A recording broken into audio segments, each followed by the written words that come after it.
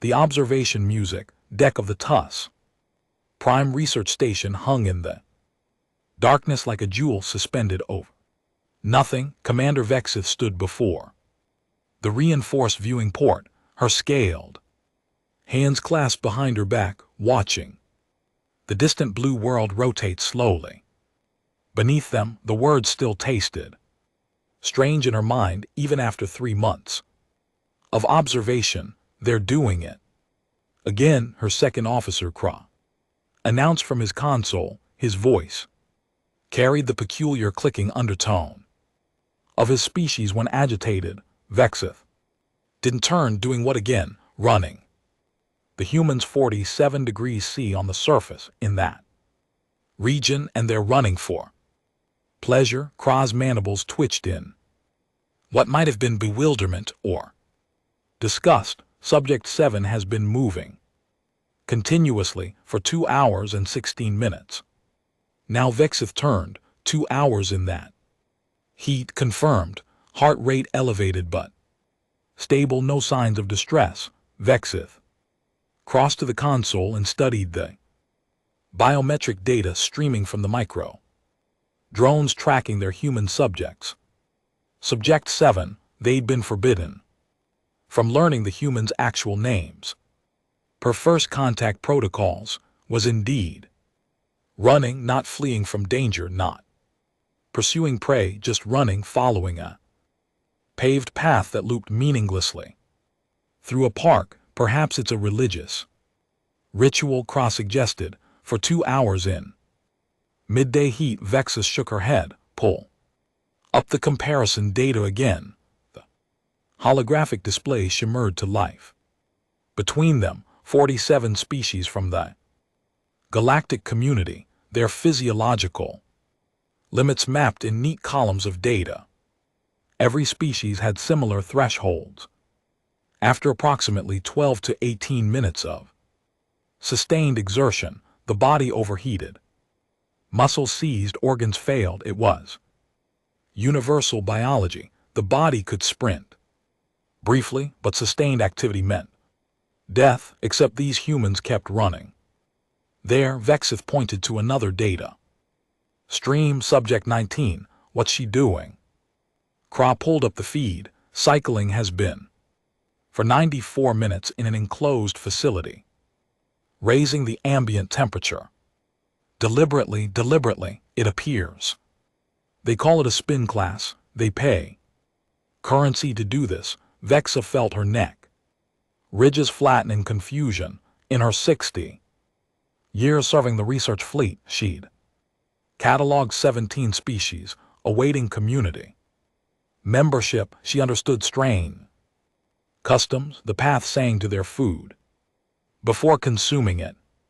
The Draxans slept in month-long cycles, but this defied biology itself. Pull all subject files. She ordered every human under observation. I want their activity patterns for the past week. The data flooded the display. Subject after subject engaged in what the humans called exercise: running, cycling, swimming, lifting heavy objects, repeatedly climbing stairs that led nowhere. And the truly baffling part, they were smiling, laughing. Their stress hormones were low. They enjoyed it. This one. Kra highlighted a file.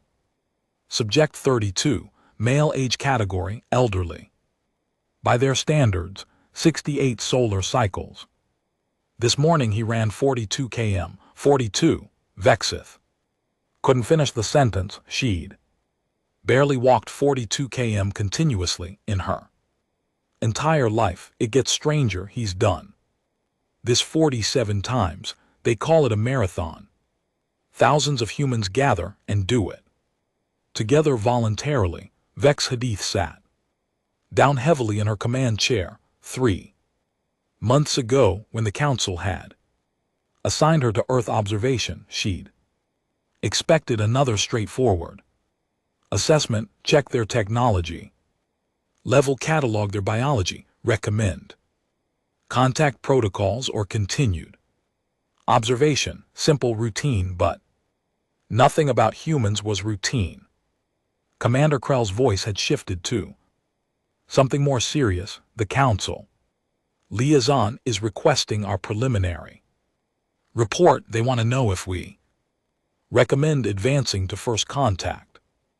Vexith stared at the biometric data, still scrolling across her display. Subject 7 had finally stopped running, 2 hours and 31 minutes.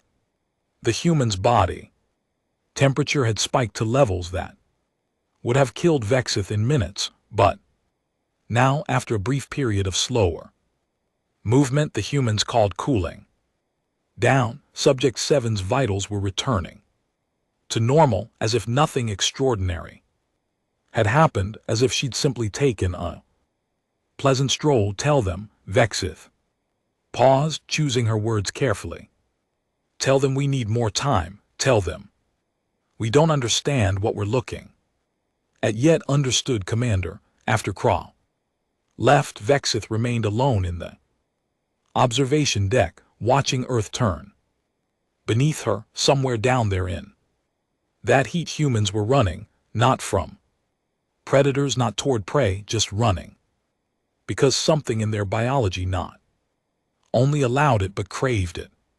The galactic community had 47 species, thousands of worlds, millions of years of collective wisdom, and none of them could run for 2 hours. What kind of species had they found? The emergency session convened 16 hours after Vexith submitted her request for extended observation. She hadn't expected that.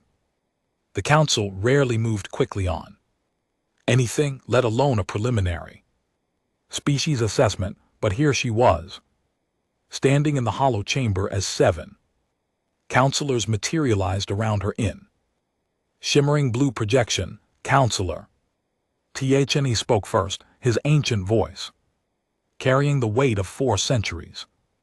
Commander Vexith, your report contains concerning anomalies. You claim these humans can sustain physical exertion for hours, not claim. Counselor document. We have verified data from thousands of subjects. Impossible, snapped Counselor. Yith, her crystalline form refracting the chamber's light. No carbon-based life form can regulate heat efficiently enough for sustained activity. It violates basic thermodynamics.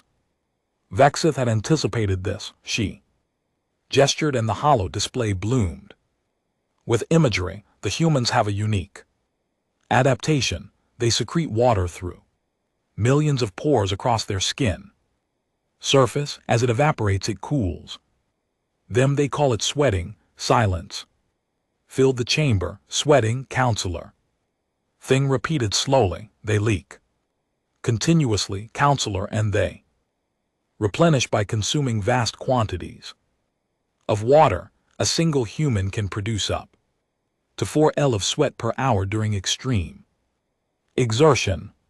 Counselor Yitha's form flickered with agitation. That's a catastrophic loss of vital fluids. They must dehydrate within minutes. They would, except they've built entire civilizations around water access. They carry it with them. They've constructed systems to deliver it to every dwelling. They're obsessed with hydration. Krell stepped forward, adding his own data to the display. It gets more complex. Counselors, the sweating is only part of their cooling system. They also pant rapid breathing that expels heat. Their blood vessels expand near the skin surface, and perhaps most remarkably, they can consciously override their exhaustion signals. Override, Counselor. Drex leaned forward, his multiple eyes narrowing. You mean they can ignore their body's distress warnings? Not just ignore, Vex said. They train themselves to push through them. They have entire philosophies built around it. Mind over matter, they say. No pain, no gain. They Celebrate suffering through physical challenges. She pulled up footage from earlier that day, a human female mid-30s, running up a mountain trail. The path was steep, rocky, unsuited for anything but the most desperate escape. But she wasn't fleeing. She wore bright colors and carried a small pack, a device on her wrist tracked her progress. This is Subject 41. She's attempting what they call an ultramarathon. 160 km through mountains. She's been moving for 19 hours. 19, counselor. Thne's voice trailed off. She still has 6 hours to go and she's smiling. Counselors look at her face. She's in pain. Her biometrics confirm significant muscle damage, depleted energy stores, elevated stress hormones, but she's smiling. The footage continued. Subject 41 crested a ridge as the sun set behind her. She paused, took a drink from a bladder of water, and looked out over the vista. Then she kept running. Why? Counselor Yitha's question was almost a whisper. Why would any species do this? Vexith had spent the last 16 hours asking herself the same question. I believe counselors it's because they can, because somewhere in their evolution, their ancestors needed to run, not sprint away from predators. They're too slow for that, but chase prey across vast distances until it collapse from exhaustion. They call it persistence hunting. They would track an animal for hours, sometimes days, until it literally couldn't run anymore. She pulled up evolutionary data, anatomical charts showing human adaptations. Look at their bodies: long legs for efficient striding, short toes for energy conservation, a separated head and torso allowing independent rotation, massive gluteal muscles, the largest in their body proportionally, for sustained bipedal running, and that sweating mechanism cooling them while their prey overheated. They chased their food to death, Krellel added quietly, while every other predator gave up after minutes. Humans just kept coming. Relentless, patient, inevitable. The council chambers fell silent again. Vexith watched the counselors process this information, saw the implications spreading across their faces. Commander, Counselor Thne finally spoke. What else have you observed? Vexith took a breath. This was the part that had kept her awake. Everything they do reflects this capacity. Counselors, their warfare, they don't just fight battles, they wage campaigns lasting years. Their exploration, they sent primitive vessels to their moon, knowing the journey would take days and cramped conditions. Their construction, some of their buildings took centuries to complete, generation after generation. Continuing the work, she pulled up image after image. The Great Wall of China, stretching thousands of kilometers, the pyramids of Giza, requiring decades of sustained labor, Gothic cathedrals built over lifetimes, space stations assembled piece by piece over years. There, persistent, Vexith continued, not just physically but psychologically. They have a saying: fall down 7 times, stand up 8. They celebrate endurance. They tell stories about it. Their greatest heroes aren't the strongest or fastest, they're the ones who refuse to quit. Counselor Drex shifted uncomfortably, and their technology level: early space age, nuclear capability, primitive AI, conventional rockets, beaks, paused but advancing rapidly. They went from first flight to moon landing in 66 years in our time scale. That's a blink concerning. Counselor Yith said a species this persistent, this stubborn with developing Technology is exactly the kind of species we need in the community. Counselor Thing interrupted, or exactly the kind we need to carefully guide. Vexith met his gaze through the hologram. There's one more thing. Counselors, they're not just persistent in survival, they're persistent in compassion. When one of their runners falls, others stop to help. They carry injured strangers to safety. They've built global systems to share resources with populations they'll never meet. She showed footage of a marathon, thousands of humans running together. One stumbled, exhausted immediately. 3 others stopped, helped him up, walked with him to the medical station. They choose to help, Vexith said softly, even when it cost them their goal, even when it hurts. The council fell silent once more, and Vexith knew they were all thinking the same thing she had been thinking for hours. The galaxy had never encountered a species quite like this. The decision came 3 days later, and it wasn't what Vexith expected. First Contact Protocol Epsilon, Counselor THNE announced through the secured channel. You are authorized to proceed with limited controlled introduction. Vex have felt her neck ridges rise in surprise. Counselor respectfully, we've only observed them for 3 months. Standard protocol requires a minimum of 2 years before. Standard protocol time interrupted gently applies to standard species. The council has reviewed your data extensively, Commander. We've concluded that waiting serves no purpose. These humans will reach interstellar capability within a generation, perhaps sooner. Better we make contact on our terms while we can still guide the interaction. Vexith understood the unspoken concern. Species this persistent, left alone, would eventually come looking for neighbors. Better to be the ones who knocked on their door first. Understood, Counselor. What are my parameters? Single human. Isolated location. Someone who represents their persistence trait, but also their collaborative nature. And Commander, choose carefully. This individual will be humanity's first impression of us and ours of them. Channel closed, leaving Vexith staring at the data streams from Earth. 10 billion humans. How did one choose? She spent the next day reviewing files, searching for the right combination of traits. Finally, she found her candidate, Dr.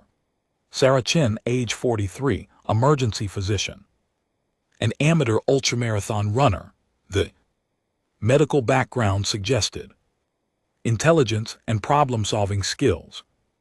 The running history demonstrated the persistence trait, but what caught Vexitha's attention was a small notation.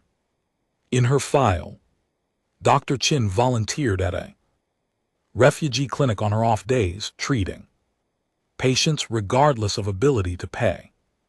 Persistent in helping others, perfect. The landing site was a remote section of trail in the Rocky Mountains where Dr. Chin regularly trained. Vexith waited until the human was 20 km into her run. Far from other people, her mind likely settled into that meditative state. Long distancing runners achieved. The small shuttle descended silently, landing on the trail 30 m ahead. Vexith emerged alone as planned. First contact protocols insisted on minimal intimidation. One being meeting one being. Dr. Chin stopped running. To her credit, she didn't scream or flee. She stood there, breathing hard from her exertion, sweat glistening on her brown skin, and stared.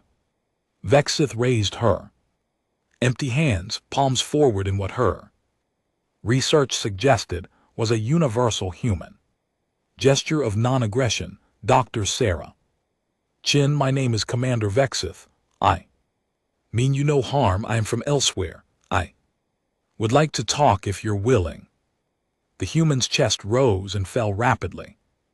Not from fear, Vexith's scanner indicated, but from the lingering effects of her run. Her heart rate was elevated but steady. Her stress hormones were surprisingly low. Elsewhere, Dr. Chin finally said, her voice from exertion and altitude, like space. Elsewhere, yes. Dr. Chin looked at the shuttle, then back at Vexith, then down at herself. I'm covered in sweat. Haven't showered and I'm meeting aliens. She laughed, actually laughed. Of course, this would happen 20 km from my car. Vexa felt her neck ridges relax slightly. Humor under stress. Humor, another interesting trait. I apologize for the timing, Vex said, but we've been observing your species for 3 months. I needed to meet someone who represents humanity's most remarkable characteristic, which is, you don't stop. Dr. Chin tilted her head, wiping sweat from her forehead with her forearm. You've been watching us for 3 months, and that's what you noticed. That we're stubborn, not stubborn. Persistent, it's different. Vex Hadith gestured toward a flat rock beside the trail. May we sit? I promise I have no intention of harming or abducting you.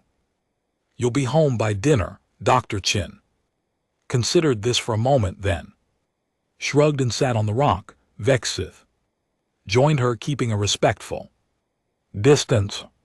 We've studied 47 species. Vexith began. All of them have limits. Physical, psychological, cultural. They reach a threshold and stop. But humans, you just keep going. You run until your bodies break down. Then you heal and run farther. You attempt impossible tasks and fail and try again. You work on problems for generations without knowing if you'll ever solve them. Dr. Chin pulled a water bottle from her running vest and drank deeply. You make a sound. Crazy perhaps, but also remarkable. Vexith pulled out a small device and displayed a hologram, the footage of Subject 41, the ultramarather, still running after 19 hours. This is what fascinates us, this persistence. Where does it come from? Dr. Chin watched the hologram, a slight smile on her face.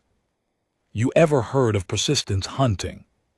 Yes, your ancestors chased prey to exhaustion, right? But it's more than that. It's about understanding that you might be slower, weaker, less equipped than your competition, but if you just refuse to quit, eventually you'll outlast them. She looked at Vexith directly. Evolution didn't make us the biggest or the strongest. It made us too stubborn to stop, and you celebrate this. Those marathons, those ultra races, they're celebrations of suffering. No, Dr. Chin said firmly. They're celebrations of transcending suffering. Anyone can quit when it hurts. The interesting question is, what happens if you don't? What's on the other side of that pain? What do you learn about yourself? Vexith considered this. In the galactic community, we've optimized efficiency. We've eliminated unnecessary suffering. We use technology to avoid discomfort. How's that working out? The question caught Vexith off guard. What do you mean? You said 47 species, right?